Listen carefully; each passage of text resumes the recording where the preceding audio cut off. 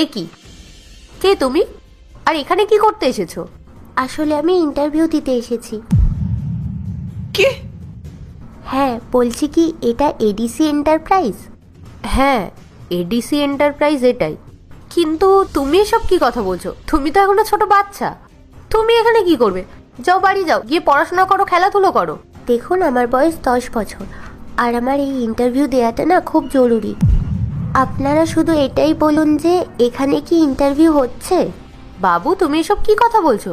Job, interview এসব তুমি কিছু বোঝো?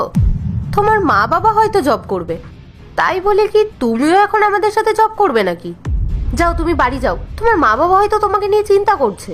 দেখুন, আমি আপনার সাথে তর্ক করতে চাই না। আমি তো বললাম আপনাদেরকে আমি ইন্টারভিউ দিতে এসেছি। দেখো বাবু, এটা তোমার পড়াশোনা করার বয়স, জব করার বয়স না।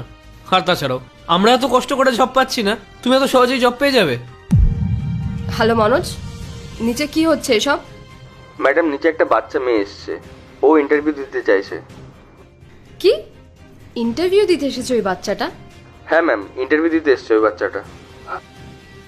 আচ্ছা, তুমি ওদের তিনজনকে আমার কেবিনে পাঠাও। ওকে, শিওর ম্যাম, পাঠাচ্ছি।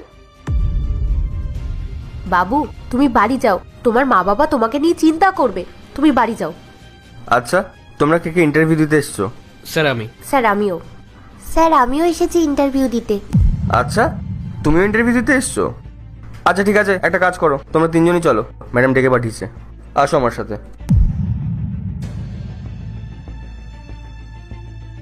Good morning ma'am.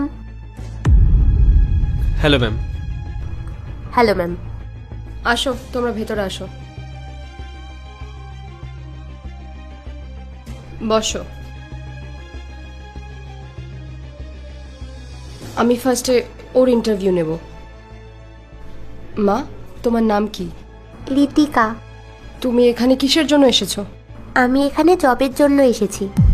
জবের জন্য এসেছো? তোমার বয়স কত? 10 বছর। 10 বছর? এটা তোমার পড়াশোনা করার বয়স, তুমি পড়াশোনা করো।